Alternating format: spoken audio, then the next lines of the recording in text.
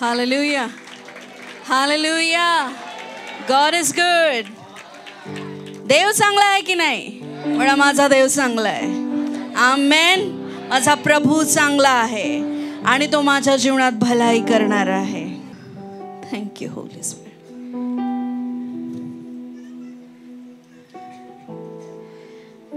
किती सुंदर आहे की प्रभू आपल्या कहाणीत असला पाहिजे. खूप महत्वाची आणि खूप आनंददायी गोष्ट आहे की प्रभू आपल्या कहाणीत असला पाहिजे. हालेलुया. हालेलुया.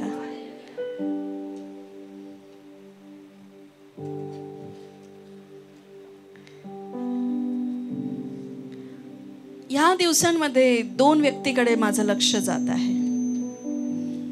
प्रार्थनेची कमी असले ना बरेच गडबडी होतात बरं का.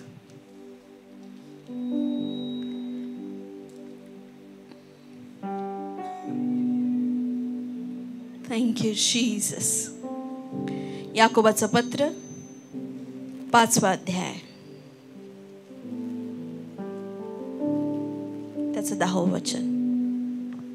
बंधूंनो, जे संदेष्टे प्रभूच्या नावाने बोलले त्यांचे दुःख सण व त्यांचा धीर या विषयीचा कित्ता घ्या. आपल्याला एक विशेष अशी शिकवण देण्यात येते की जे देवाचे संदेष्टे होते, ज्यांनी दुःख सहन केलं, जे धीराने राहिले, जे विश्वासाने राहिले, त्यांचा कित्ता गिरवा म्हणजे त्यांच्यासारखं वागण्याचा प्रयत्न करा. आमेन. आमेन. लक्ष आहे? डायरी पेन आहे? पेन आहे की नाही? बायबल आणलंय की नाही?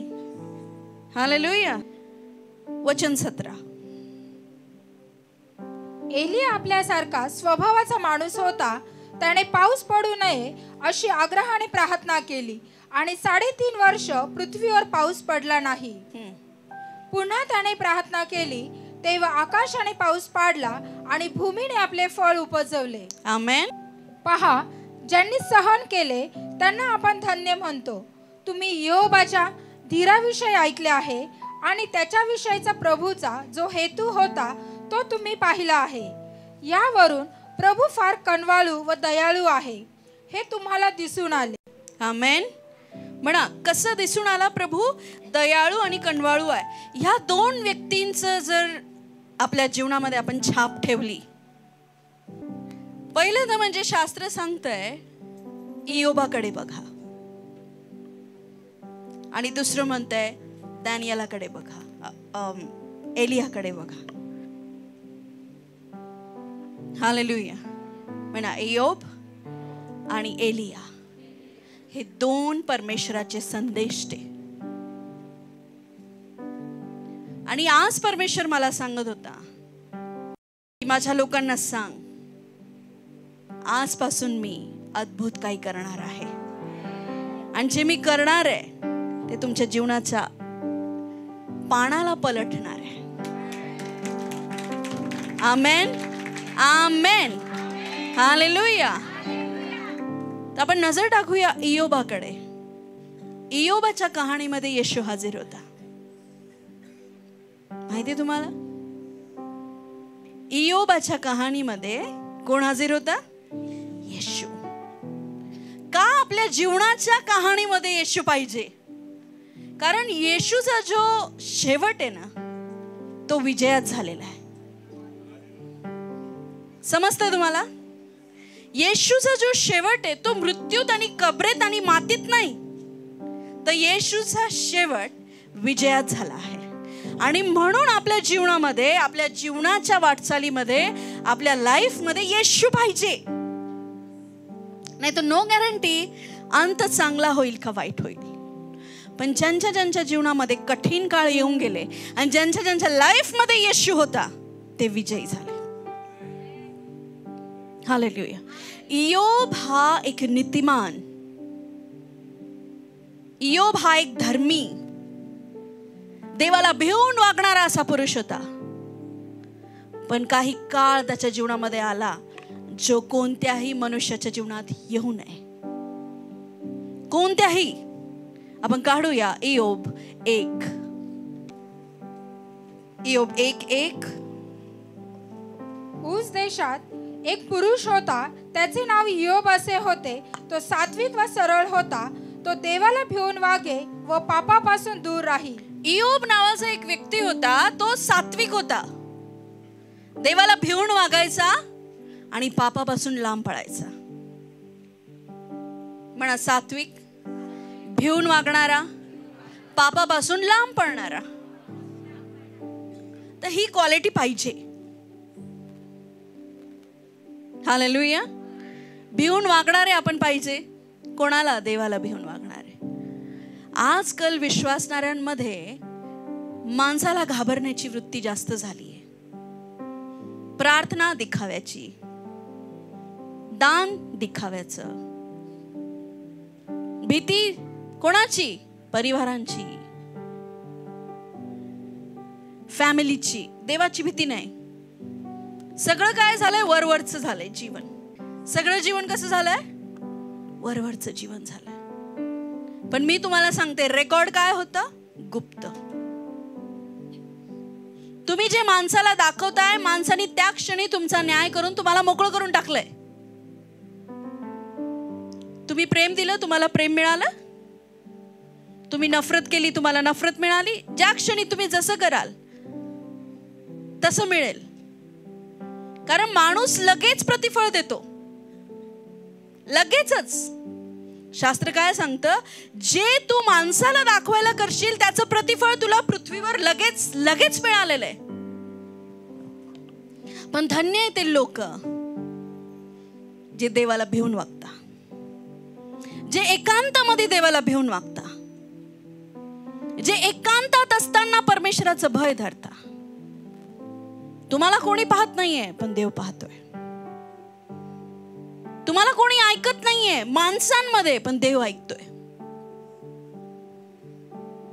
तुम्हाला समजतंय का? आपण ह्या पेचातनं बाहेर पडलं पाहिजे.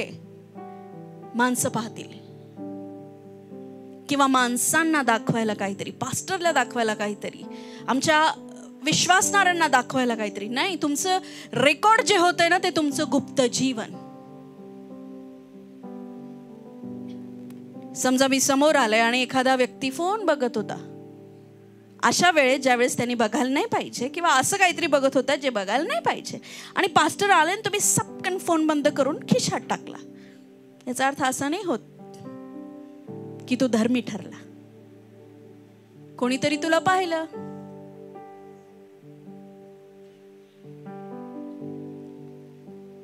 आई वडील यायच्या आधी काहीतरी चुकीचं करून मोकळे झाले, पण नाही. तुला वाटलं पप्पानी पाहिलं नाही, आईनी पाहिलं नाही, देवानी पाहिलं. फळ कुठून येणार आहे?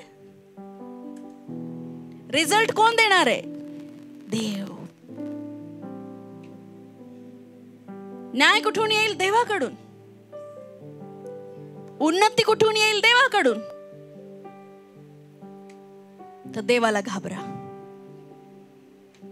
देवाला घाबरलं पाहिजे. घरामध्ये आपण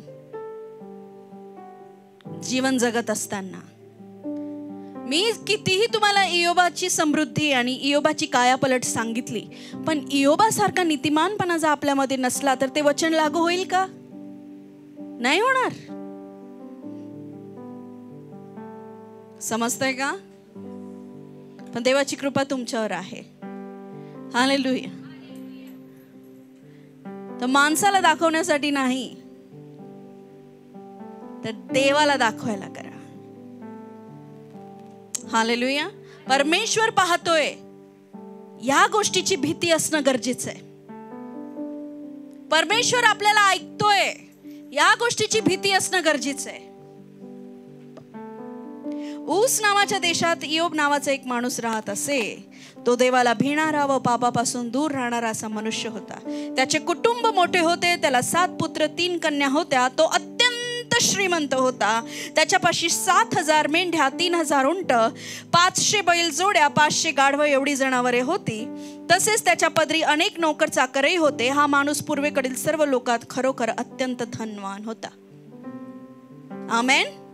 दरवर्षी इयोबाचा प्रत्येक पुत्र आपल्या वाढदिवस साजरा करी. व त्यावेळी तो आपल्या भावांना बहिणींना आपल्या घरी उत्सवासाठी येण्याचे आमंत्रण दे. अशा प्रसंगी ते खात पीत व मोठी मजा करीत. वाढदिवसाच्या या मेजवानी संपल्यावर आणि कधी कधी तर अनेकदा दिवस चालत इयोब आपल्या मुलांना स्वतःकडे बोलून घेई आणि सकाळी लवकर उठून प्रत्येकासाठी होम अर्पण करून त्या सर्वांना पवित्र करून घेई. कारण इयोब म्हणे, कदाचित माझ्या मुलांनी पाप केली असेल आणि त्यांची अंतःकरणं देवापासून दूर गेली असतील. तर इयोबाचा हा नीतिक्रम नेहमी चालू असायचा. एके दिवशी देवदूत देवासमोर स्वतःला सादर करण्यासाठी आलेले असताना दोषारोप करणारा शैतान त्यांच्या समोर उभा राहिला. शैतानाला दुष्ट आणि नीतिमान याच्याशी काही फरक पडत नाही. तो सगळ्यांना दोष लावायला उभा असतो. कळतंय? हालेलुया. इयोब हा सर्वात नीतिमान. त्याला किती मुलं होती? 10 मुलं होती. 7 मुलं आणि 3 मुली होत्या. प्रत्येक वर्षी ते भेटायचे, मेजवानी करायचे, फॅमिली गेट टुगेदर करायचे. पण त्याच्यामध्ये इयोब जो होता, इयोब जसा नीतिमान होता, तरीही शैतान दोष लावायला उभा राहिला. आणि काय दोष लावला? काय दोष लावला? तू त्याला एवढी सगळी संपत्ती दिली आहे देवा, मग तो तुझं सत्व धरून तर राहीलच, तुला धरून राहीलच. एवढं तू त्याला एवढे घोडे दिले, गाढवं दिले, बैल दिले, आशीर्वादित केलंय, मग का तू येशू येशू करणार नाही? त्याचं पण बरोबरच होतं शैतानाचं. प्रत्येक वेळेस शैतान खोटा नसतो. म्हणजे खोटा तर असतो तो, पण चुकीचा नसतो. काही लोकांचं तसंच राहतं. देव देईल तरच देव, देवा नाही दिलं तर देव नाही. पण परमेश्वर इथं शैतानाला आडवत असं म्हणाला, तू चुकीचा आहे. तू माझ्या सेवकाकडे नजर कशीच टाकली? कसं काय तू माझ्या सेवकाकडे नजर टाकली? तो म्हटलो, मी फिरत होतो. शैतान फिरतो आजूबाजूला, तुमच्या घरात, रोज दारापाशी. अशा अचानक सगळी शांती चालू असताना तुमच्या घरात कटकट येते का? कटकट. 5 मिनिटापूर्वी एकदम शांत होतं सगळं. काय झालं काय माहिती? शैतानाला दरवाजा उघडा होता, मग तो आला मधी.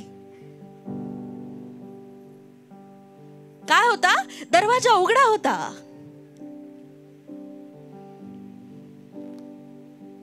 ज्याच्याद्वारे आला असेल, आला असेल. बघितलंय, ऐकलंय तुम्ही? हे झालं का तुमच्या बाबतीत असं? पण इयोबाचा दरवाजा बंद होता तर शैतान थेट डायरेक्ट देवासमोर उभा राहिला. असं जीवन पाहिजे आपलं. त्याला आपल्याशी नाही भिडता आलं पाहिजे. कसं जीवन पाहिजे? नाही तर आलं आमिष का पडलो आपण त्याच्यात, आलं पाप का पडलो आपण त्याच्यात. Hallelujah, hallelujah.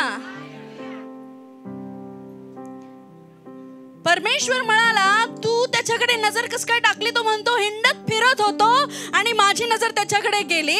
एवढे आशीर्वाद दिले तू त्याला, एवढे आशीर्वाद दिले, का तो तुझी स्तुती नाही करणार? का तो तुझी आराधना नाही करणार? तर परमेश्वर बोलला, नाही, तसं काही नाहीये. तो खरोखर माझ्यावर प्रेम करतो.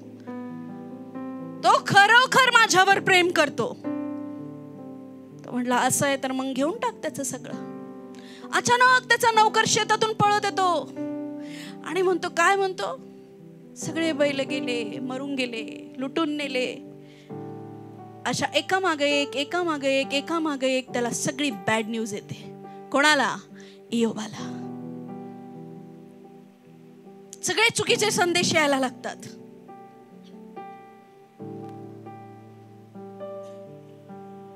उपहास करीत. वचन 9.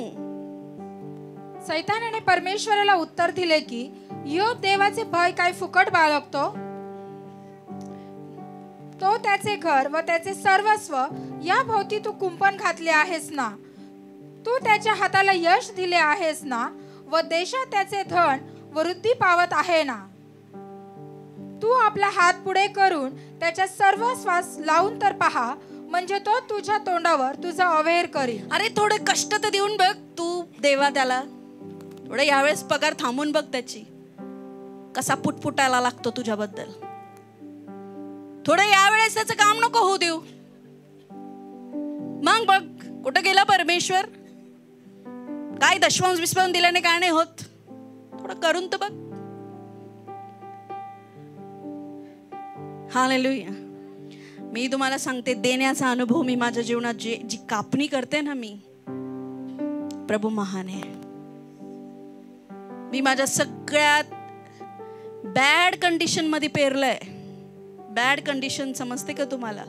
ज्यावेळेस नॉर्मल माणसाचं जीवन आहे ना, फक्त स्वतः कसं मी उभं राहू याच्यामध्ये तो विचार करत राहील. पण तेव्हा मी आणि पास्टरनी की एवढं डाऊन गेलोच आहे आपण, तर जे आहे त्याच्यात पण काय करायचं म्हणून आम्ही पेरलेलं आहे.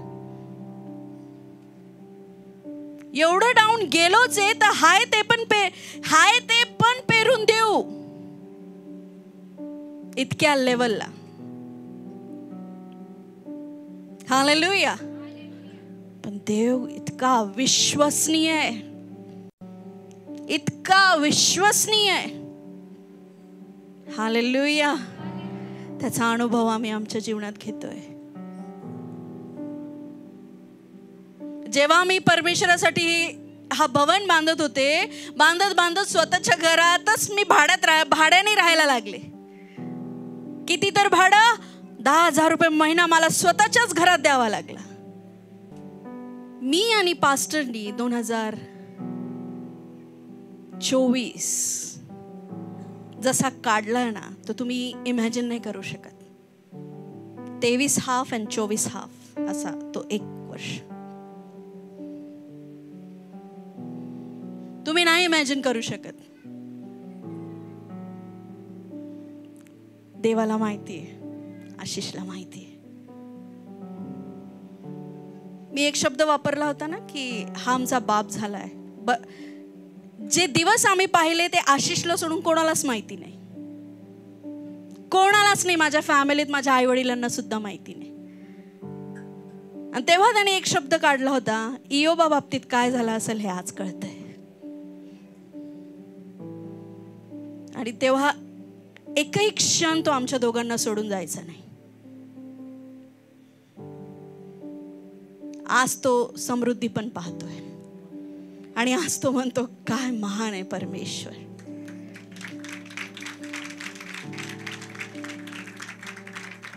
कठीण काळामध्ये कधीच विश्वास हारायचा नाही, टिकून राहायचं. काय म्हंटल मी? टिकून राहायचं.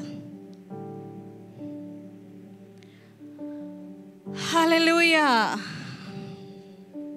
पुढे परमेश्वर सैतानाला म्हणाला, पहा त्याचे सर्वस्व तुझ्या हाती देतो, मात्र त्याला मात्र हात लावू नकोस. असंच घडलं होतं आमच्या बाबतीत. मग सैतान परमेश्वरासमोरून निघून गेला. आणि काय काय घडलं बघा. एके दिवशी असे झाले की इयोबाचे पुत्र व कन्या आपल्या ज्येष्ठ बंधूच्या घरी भोजन करीत व द्राक्षरस पीत असता एका जासूदाने इयोबाकडे येऊन सांगितले, बैल नांगरीत होते व त्याच्याजवळ गाढवी चरत होत्या. तेव्हा शबाई लोक त्याला घालून त्यांना घेऊन गेले. त्यांनी तलवारीच्या धारेने गड्यांना बांधले. हे तुला सांगायला मी एकटाच निभावून आलो आहे. तो हे सांगत आहे. ओके, शॉर्ट मध्ये जाऊया. असे करून एक एक बॅड न्यूज यायला लागली. अक्षरशः मुलं पण मेले. काय मेले? मुलं पण मेलीत. एवढी बॅड कंडिशन इयोबाच्या जीवनामध्ये आली. तरी पण इयोब काय म्हणतो माहितीये? हे हाजिर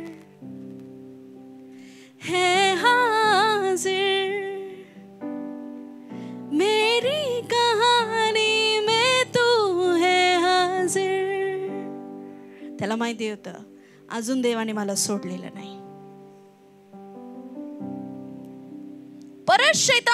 भटकत भटकत इयोबाकडे आला आणि पाहिलं, मी जे वाक्य देवाला बोललो होतो ना की हा याच्याकडनं सगळं काढून घे आणि बघ हा तुझी निंदा करेल, पण हा तर गीत गातोय, हा तर देवाची स्तुती करतोय. कठीण काळामध्ये देवाची स्तुती करा. परिस्थिती बिघडलेली असताना देवाच्या अधिक जवळ जा,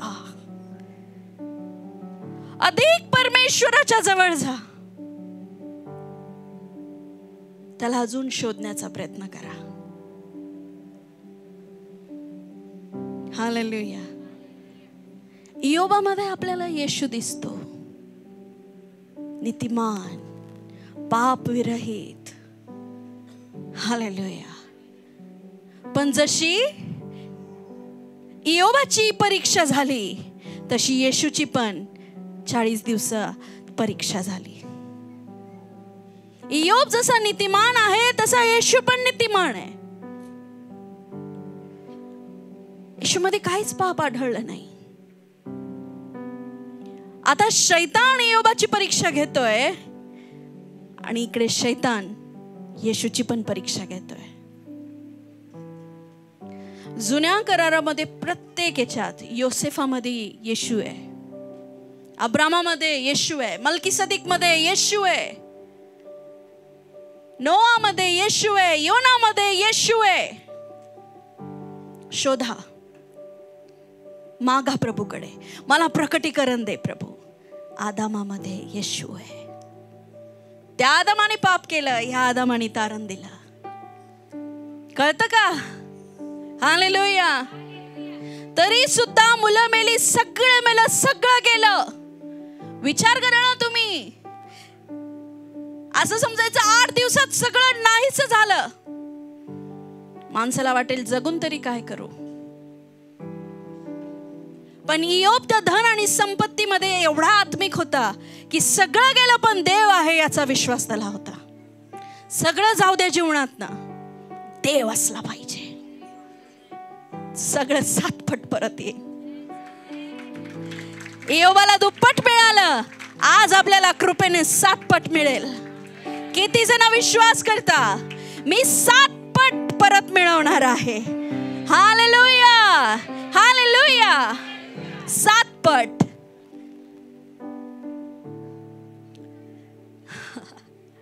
प्रभूची उपस्थिती आपल्यामध्ये आहे. शैतान परत हिंडत फिरत त्याच्याकडे गेला. त्याने पाहिलं इयोब तो गाणागार आहे. इयोब काय करतोय? स्तुती करतोय, आराधना करतोय. शैतान असाच फिरत आला होता माझ्याकडे पण. त्याने मला प्रिया तर प्रार्थना करतीये. हालेलुया.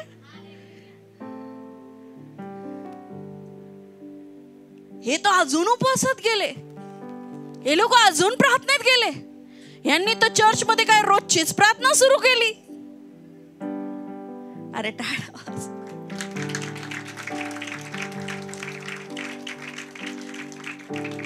एक दिवस सोडून एक दिवस प्रार्थना सुरू केल्या ह्यांनी. आमेन. कठीण काळामध्ये प्रेयर लाईफ स्ट्रॉंग करा, बिल्ड करा, हरून न जाता. विरोधी सिच्युएशन मध्ये अजून मजबूत व्हायचं. हालेलुया. आत्मिक शस्त्र मजबूत करायचे. मी तुम्हाला सांगते, विजय तुमचा राहील. नुसतं टीचिंग आणि प्रीचिंग करण्यापेक्षा अनुभव पण लागतो. हालेलुया. जेव्हा एलिया आहाबा समोर उभा राहिला तेव्हा त्याला काय म्हणाला? तुला काय मी टिल्लू मिल्लू पिल्लू वाटलो? आहाबा, मी देवाच्या समक्षतेत असणारा व्यक्ती आहे. मी एक प्रार्थना करणारा व्यक्ती आहे. मी त्याच्या हुजुरीत बसणारा व्यक्ती आहे. मी त्याची उपासना करणारा व्यक्ती आहे. मी तुला सांगतो, पाऊस पडणार नाही, तू काय पण कर, जाय. एक उपस्थित बसणारा व्यक्ती इतक्या कॉन्फिडन्सने बोलू शकतो नाही पडणार म्हणजे नाही पडणार पाऊस, जोपर्यंत मी प्रार्थना करणार नाही. तुला काय करायचं कर.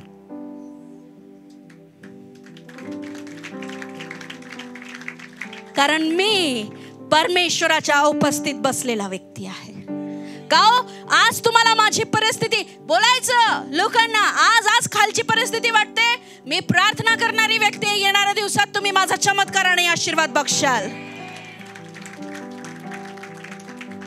कारण माझ्या कहाणीमध्ये माझा प्रभू आहे, माझा येशू आहे. हालेलुया. पण शैतान इथंच नाही थांबला, त्याने त्याच्या शरीराला पण हात लावला आणि त्याला पूर्णपणे फोडांनी भरून काढलं. आणि वचन असं सांगतो, तो तुरंत राखेत बसला आणि खापराने आपलं अंग खाजवू लागला. पीडाच पीडा त्याच्या जीवनामध्ये आली, तरी सुद्धा त्या राखेत बसून तो गात होता, हे हाजिर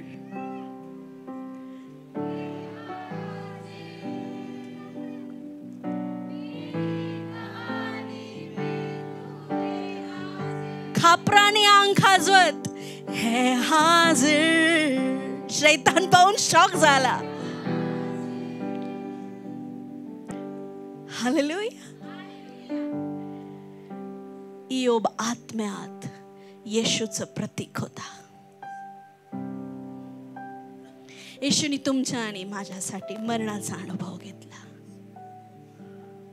जसा शैतान त्याला वरून पाहत होता, तसा त्याला देव पिता पण वरून पाहत होता.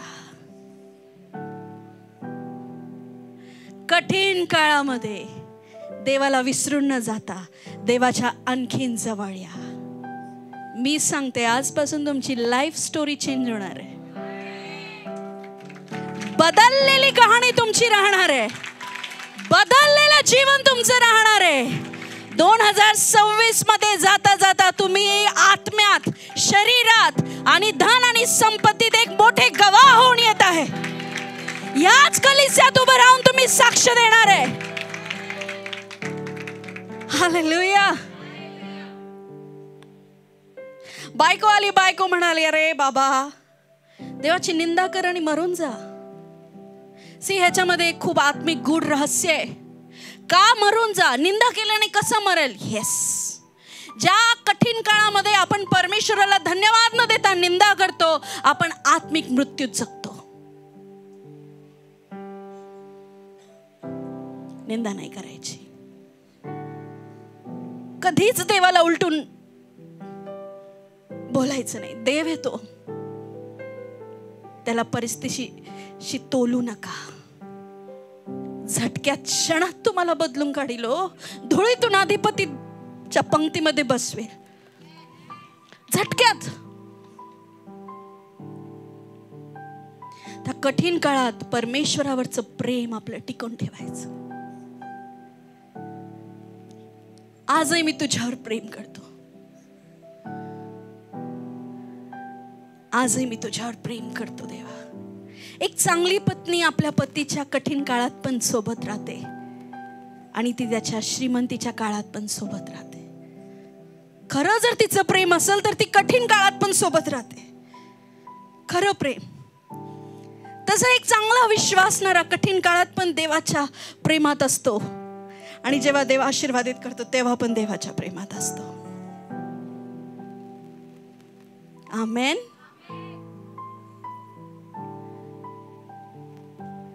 तेव्हा मात्र खापराने त्यांनी स्वतःचं अंग खाजवायला सुरुवात केली, पण त्याने देवाची निंदा केली नाही. तो म्हटला, अगं अविश्वासणाऱ्या स्त्री सारखी काय बोलते?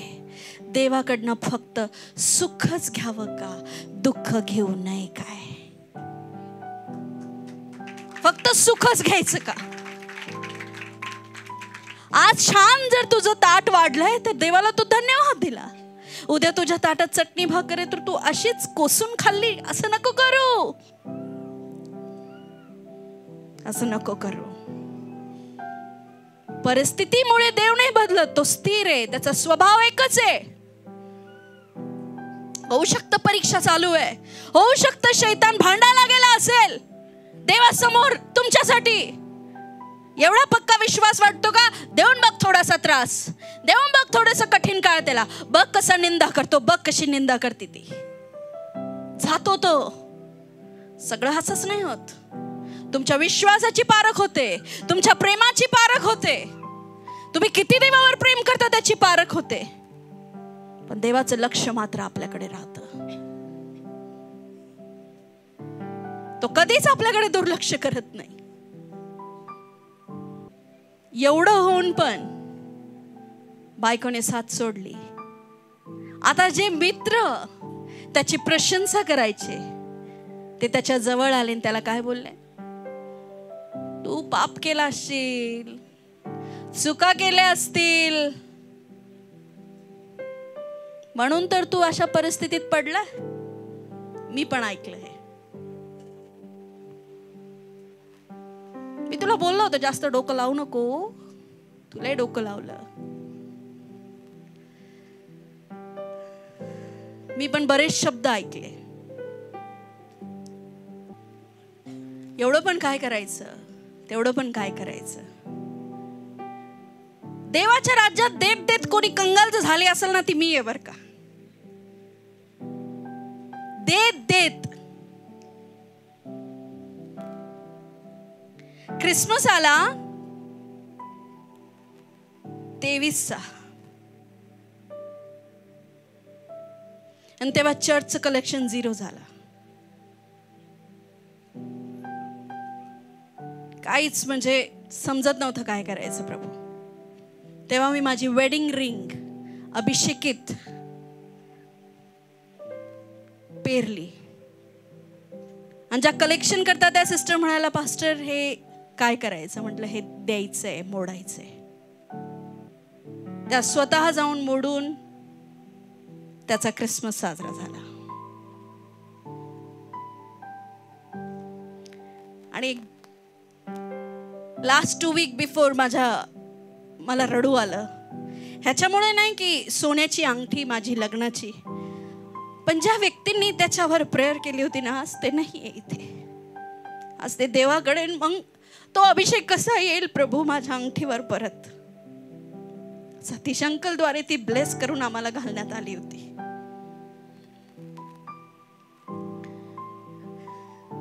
सोनं तर येईल, खूप येईल. माणसं नाही ना येत. काही माणसं गेले आयुष्यात ना तर येत नाही. म्हटलं प्रभू ते तुझे दास ज्यांनी ती प्रेयर करून ती अनॉइंट करून आम्हाला घातलेली अंगठी, तो अभिषेक परत कसा येईल? So God knows. आता देवाला त्याचं उत्तर माहिती असेल.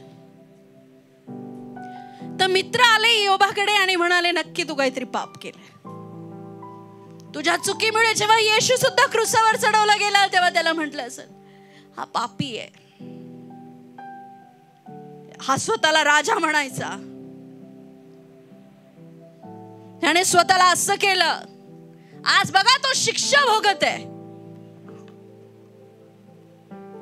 हालेलुया. पण देवाची नजर योबाकडे पाहण्याची ती नव्हती. देव तयारी करत होता दुप्पट देण्याची. हालेलुया. एक लक्षात ठेवा, जर परिस्थिती एक तुमच्या समोर दिसतीये ना, काहीतरी जी पण असेल, एक परिस्थितीची तयारी चालू असते. मी आता जयसिंगपूरला एक बरेचसे पास्टर्स देवाच्या वचनाद्वारे खूप आशीर्वादित झाले. आणि त्याच्यातला एक वृद्ध पास्टर येऊन मला म्हणतात की तुम्ही एक शब्द वापरला. लोक येशूला कबरेत पाहत होते, पण स्वर्ग त्याच्या येण्याची तयारी करत होतं.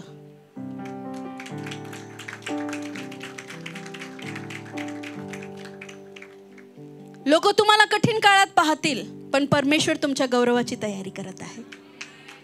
लोक तुम्हाला कर्जात डुबलेलं मेलेलं पाहत असेल, पण परमेश्वर तुमच्या येण्याची तयारी करत आहे. समजतंय का तुम्हाला? तुम्हाला सोडवण्याची तयारी करत आहे. काही पण जर घडतंय तर सिच्युएशनच्या मागे अजून एक सिच्युएशन तयार होतीये. तसंच जर तू प्रार्थनेत कमी झालाय तर काहीतरी दुसऱ्या परिस्थितीची तयारी होते. तू विश्वासात कमी झालाय तर हल्ल्याची तयारी होते. Be ready for that.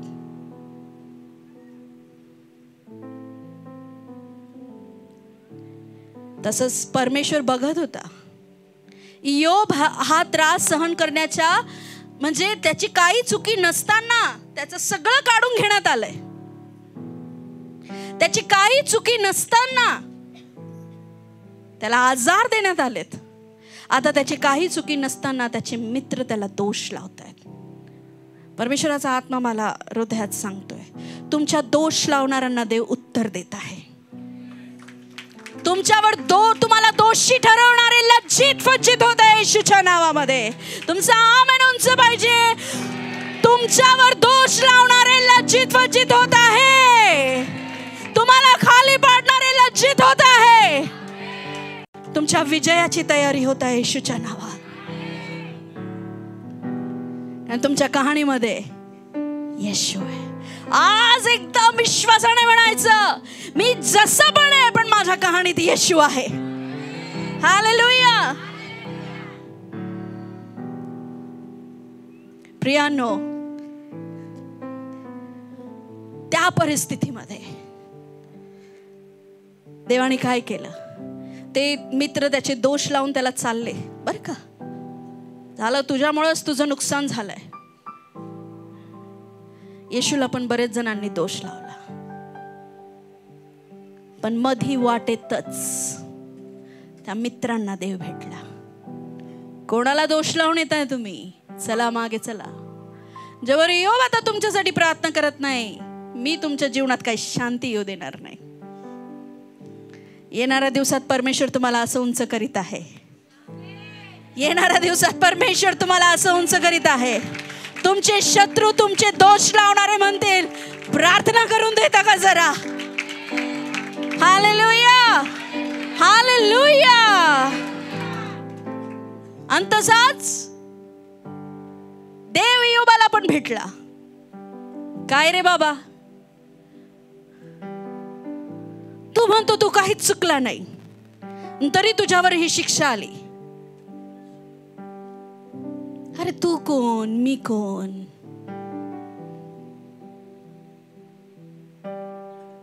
कोण बोलला? देव बोलला इयोबाला. अरे मी काय काय निर्माण केलंय तुला माहितीये का? सांग मला.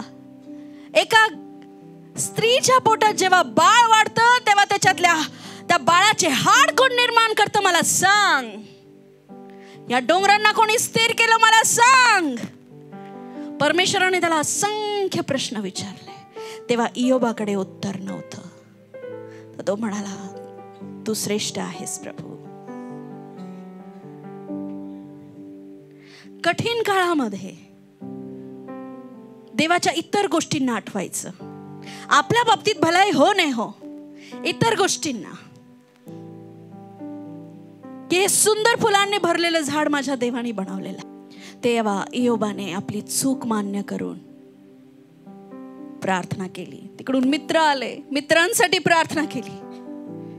हालेलुया. इतरांसाठी कठीण काळात जास्त प्रार्थना करायची, प्रार्थनामय जीवन ठेवायचं. आणि मग काय झालं?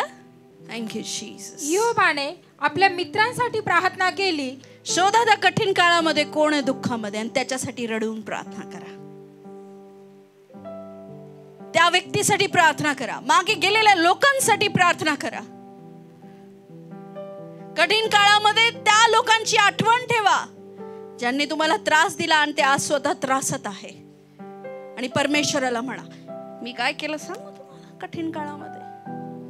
त्या कठीण परिस्थितीमध्ये आपण काय करतो हे खूप जास्त महत्वाचं आहे.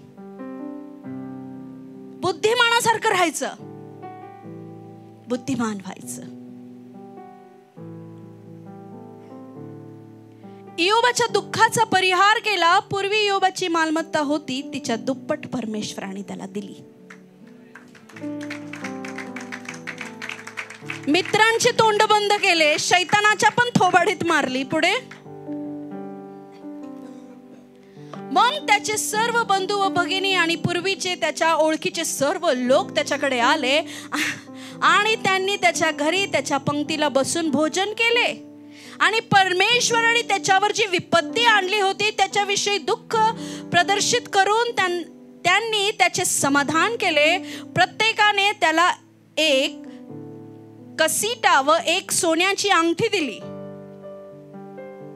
परमेश्वराने इयोबाचे उत्तर वय पूर्ववयाहून अधिक सुख संपन्न केले. 14,000 मेंढरे, 6,000 उंट, बैलाच्या 1000 जोड्या, 500च्या ऐवजी 1000 जोड्या आणि 1000 गाढवी, इतक्यांचा तो धनी झाला. नेक्स्ट, त्याला आणखीन 7 पुत्र व 3 कन्या झाला. म्हणा आणखीन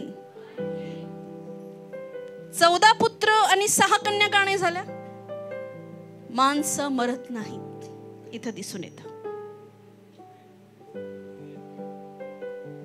ना लोक म्हणतात ना, आत्मा कुठे जातो? एकतर नरकात, पण न्याय झाल्यावर ते होईल. आता सगळे एकाच ठिकाणी जमा होत आहे, सुखलोक अधोलोक. तर म्हणजे टोटल त्याला खरोखर 14 पुत्र आणि 6 कन्या झाल्या. म्हणून ज्यांचे कमी वयात, ज्यांनी आपल्या प्रियजनांना गमावलंय, लक्षात ठेवा ते जिवंत आहेत, शरीरातून दूर असतील. किती जण रिसीव्ह करतील ह्या गोष्टीला? Hallelujah, hallelujah. तुमचे पेरेंट्स ते सगळे आत्म्यात ते प्रभू जवळ आहे, न्याय होईल तेव्हा होईल. Hallelujah, hallelujah, praise the Lord. आता याकोबाचं पत्र 5वा अध्याय 11वं वचन पहा, ज्यांनी सहन केले त्यांना आपण धन्य म्हणतो. तुम्ही इयोबाच्या धीराविषयी ऐकले आहे आणि त्याच्याविषयीचा प्रभूचा जो हेतू होता तो तुम्ही पाहिला आहे. आता नाश काय एका दिवसात झाला आणि आशीर्वाद काय एका दिवसात आला असं झालं नाही. इयोबाला धीर धरावा लागला. म्हणा धीर धरा. कलिसिया धीर धरा. कठीण काळात धीर धरा. कष्टाच्या काळात धीर धरा. इयोब आपल्याला सांगतोय धीर धर. हालेलुया. काय सांगतोय इयोब? धीर धर, विश्वास टिकून ठेव आणि देवावर अवलंबून राहा. परिस्थिती किती खाली जाऊ द्या, मी तुम्हाला सांगते, किती खाली जाऊ द्या, कधीच आपलं जीवन काहीच कामाचं राहिलं नाही असं बोलायचं नाही. किती घाणच्या घाण परिस्थितीत तुम्ही जा, कोणी तुम्हाला काही बोलो, किती तुम्हाला निग्लेक्ट करो, तुमच्यावर प्रहार करो, तुम्हाला किती कस्टडीमध्ये टाको, तुमच्यावर किती आरोप दोषारोप लावो, जर तुम्ही विश्वासात टिकून राहिले, परमेश्वर त्या सर्वांसमोर तुम्हाला उंच करील. इतका महान परमेश्वर आहे, त्या सर्वांसमोर तुम्हाला उंच करील. आपला प्रभू खाली पाडणारा देव नाहीये, आपला प्रभू उंच करणारा परमेश्वर आहे. आपला देव हा उंच करणारा परमेश्वर आहे. मी नेहमी पाहिले, जे जे विश्वासणारे कठीण काळामध्ये देवावर टिकून राहतात, देवावर भिस्त ठेवून राहतात, प्रार्थनामय जीवन जगता, ते एक दिवशी विजयाचे पात्र होता. हालेलुया. विजयाचं मुकुट ते घालतात. इयोब तर त्या परिस्थितीमध्ये मरण मागत होता, पण परमेश्वराची इच्छा होती, इयोब थोडं सहन कर इयोबा, मी जे देणार आहे ते लई मोठं आहे. हालेलुया. काय म्हटलं प्रभू त्याला? थोडं सहन कर, थोडी सहनशीलता ठेव. आणि इयोबाने ती सहनशीलता धरली आणि त्याचं जीवन त्याने प्रार्थनेतच घालवलं. आज कलिसिया, अमेझिंग लव्ह फेलोशिप, मी तुम्हाला सांगते, ह्या कलिसियाने खूप संयम ठेवलेला आहे, खूप जास्त. आणि परमेश्वर खूप अद्भुत आणि मोठे काम करणार आहे. हे जरा खूप छोटं बघताय तुम्ही, कुछ तो बड़ा आ रहा है. Hallelujah, hallelujah. खूप मोठं काहीतरी. आणि ते फक्त आपणच नाही, तर इतर लोक सुद्धा आता त्या बाबतीत बोलू लागले आहेत. आमेन, आमेन.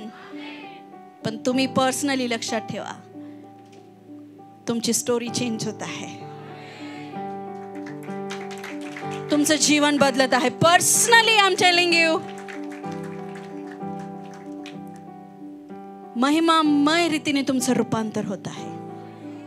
कुठे आहात तुम्ही मला माहित नाही, कोणत्या परिस्थितीत आहात, पण इयोबासारखं मात्र विश्वासात आणि संयमात टिकून राहा. देव तुझ्या कहाणीमध्ये आहे. इयोब जसा नीतिमान तसा येशू पण नीतिमान.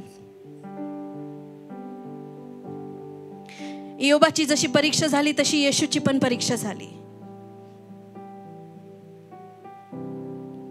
इयोबाने जसं सर्वस्व गमावलं, तर येशू सुद्धा स्वर्ग सोडून तुमच्या आणि माझ्यासाठी सर्व गमावून इथे आला.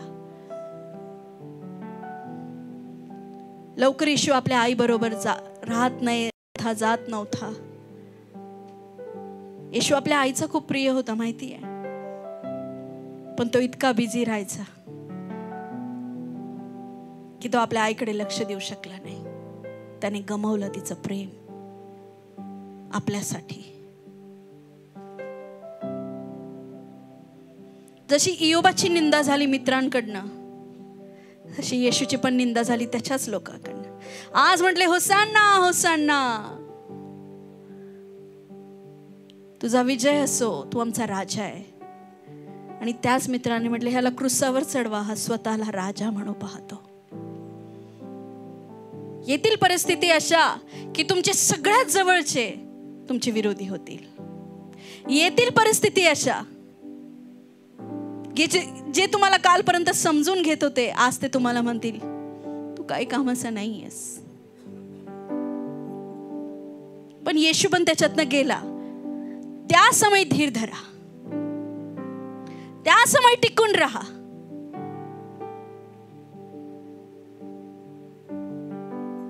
जसं इयोबाने आपल्या मित्रांसाठी प्रार्थना केली, तसं येशूने सुद्धा गोर गरीब सगळ्यांसाठी प्रार्थना करून क्रूसावर प्रार्थना केली. हे पिता, यांना क्षमा कर, यांना समजत नाही हे काय करताय.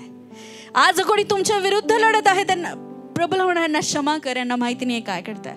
प्रभूचं लक्ष झटकन तुमच्याकडे जाईल. जसं इयोबाची मेलेली परिस्थिती जिवंत झाली, तसा येशू कबरेतनं पुन्हा जिवंत झाला. इयोबामध्ये येशू पाहायला मिळतो. आणि गुड न्यूज, येशूमध्ये मी तुम्हाला पाहत आहे. तुमच्या मध्ये मी येशूला पाहत आहे.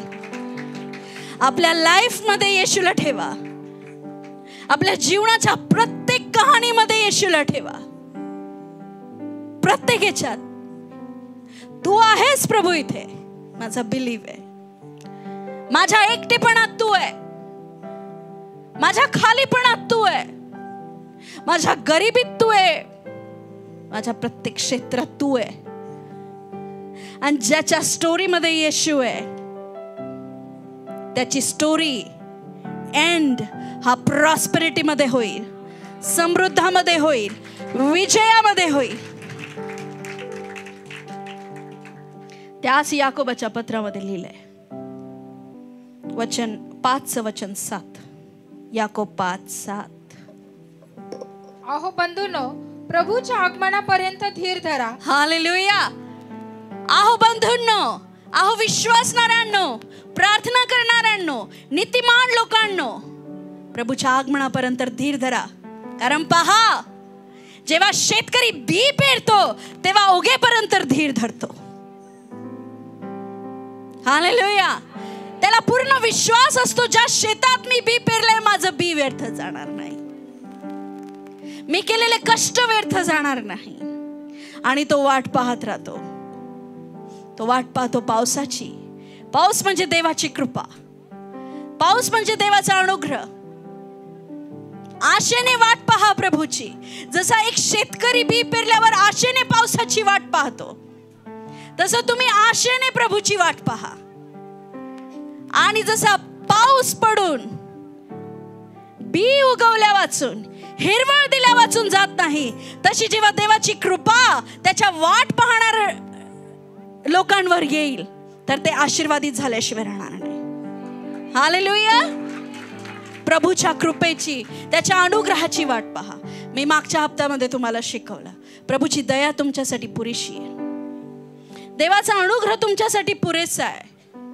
पौलाला किती काटा टोचत होता, पण तो काय बोलला? प्रभू त्याला बोलला, माझा अनुग्रह तुझ्यासाठी पुष्कळ आहे, भरपूर आहे, पुरेसा आहे. हालेलुया. आहो बंधूंनो, प्रभूच्या आगमनापर्यंत धीर धरा. पहा, शेतकरी भूमीच्या मोलवान पिकाची वाट पाहत असता त्याला पहिला व शेवटला पाऊस मिळेपर्यंत त्याविषयी तो धीर धरून राहतो. उत्तर येईपर्यंत धीर धरा. प्रार्थनेचं उत्तर येईपर्यंत धीर धरा. प्रभू उत्तर देईपर्यंत धीर धरा. प्रभूची वेळ येईपर्यंत धीर धरा. प्रभू जोपर्यंत काम करत नाही धीर धरा. पटकन आणि चटकन काहीतरी न्याय करून, काहीतरी विचार करून, विश्वासात डगमगून मागे पुढे फिरण्यापेक्षा, परत हिंडून भटकून येण्यापेक्षा स्थिर राहा. हालेलुया. नेक्स्ट, तुम्ही धीर धरा. आपली अंतःकरण स्थिर करा, कारण प्रभूच्या आगमनाची वेळ आली आहे. म्हणा, मी धीर धरतो, माझं अंतःकरण स्थिर करतो, कारण माझ्या आशीर्वादाची वेळ आली आहे. किती जण बिलीव्ह करता? हालेलुया. म्हणा, माझ्या कहाणीत येशू आहे. जसा इयोबाच्या कहाणीत येशू होता, तसा माझ्या कहाणीत आहे. हालेलुया. हालेलुया. दुप्पट हवं की सातपट?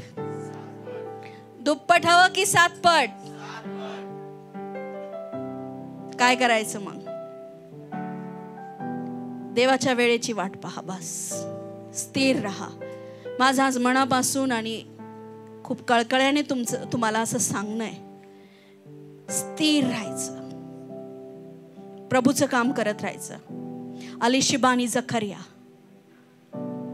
दोघं पती पत्नी, बघा, त्यांना बाळ नव्हतं, म्हातारे झाले, वयोवृद्ध झाले. जखरिया देवाच्या मंदिरात धूप जाळणारा होता, पण त्याला बाळ नाही म्हणून त्यांनी धूप जाळणं सोडलं नाही. धूप जाळणं आज तुमच्या स्तुती आणि आराधनेला दर्शवतं. अलिशिबा आणि जखरिया असं शास्त्रामध्ये लिहिले की ते दोघं जण इतके नम्र होते, दोघं नवरा बायको, की परमेश्वराचं काम एकदम सरळ करायचे. कोणतीच गोष्ट सुटू देत नव्हते. बुधवारची प्रार्थना असं लिहिलंय. जे जे काम राहायचं ते काम. बघा तुम्ही, जखरिया धूप जाळायला जायचा, त्याला किती लोक म्हणत असतील, काय धूप जाळतो, तुझ्या देवाने तुला अजून तुझं लेकरू दिलं नाही. तेव्हा जखरिया म्हणत असेल, देव आहे, त्याला द्यायचं नाही द्यायचं तो ठरवेल. माझं काम, माझं कर्तव्य परमेश्वराची स्तुती करणं. आणि ज्याला सगळं मिळालं, शल्मोनाला सगळं मिळालं, एक नाही 1000 बायका झाल्या, त्याला किती मुलं झाली, किती धन आणि संपत्ती त्याला मिळाली, तो पण त्याच्या जीवनाच्या शेवटी उपदेशक मध्ये लिहितो, मनुष्याचं कर्तव्य हेच की त्याने देवाचं भय बाळगावं. सगळं चाखून पाहिलं, आणि ज्यांनी काहीच चाखलं नाही ते नीतिमान लोक ते पण म्हणतायत की माझं कर्तव्य, मला देव बाळ देव नाही देव, देव मला आशीर्वाद देव नाही देव, देव माझं घर स्थिर करो नाही करो, माझं कर्तव्य त्याचं भय धरणं. पण परमेश्वराने असंच नाही ठेवलं. ज्यांनी बायबलमध्ये धीर धरलाय त्यांनी बायबलचा रेकॉर्ड तोडलाय. तुम्ही या पृथ्वीवरचे रेकॉर्ड तोडाल, तुमच्या फॅमिलीचे रेकॉर्ड तोडाल. हे चर्च इतर चर्चेसचे रेकॉर्ड तोडणार आहे येशूच्या नावामध्ये. मी जे पण बोलते ते प्रॉफिटिक आहे, लक्षात ठेवा.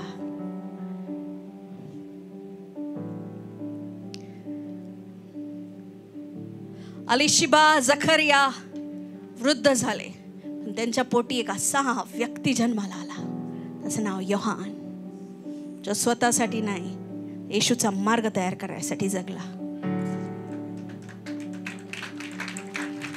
आणि बायबल असं सांगतं, योहानासारखा भविष्यवक्ता परत जन्मालाच येणार नाही. त्यांनी धीर धरले त्या दोघं नवरा बायकोनी. हालेलुया, हालेलुया, हालेलुया. प्रभू किती महान आहे. त्याच्या महानतेवर विश्वास ठेवा. तो अद्भुत काम तुमच्या जीवनामध्ये करणार आहे. मी जे माझ्या स्पिरिच्युअल आईजनी, माझ्या आध्यात्मिक नेत्रांनी पाहते, तुमचा प्रत्येक एक इथं बसलेला प्रत्येक एक चेहरा येणाऱ्या दिवसात साक्षरूपी टवटवीत मला दिसतोय. इतक्या साक्ष तुम्ही घेऊन येते, गवाहींवर गवाही घेऊन येते. हालेलुया. या आपल्या जागेवर उभे राहूया, प्रभूला धन्यवाद देऊया.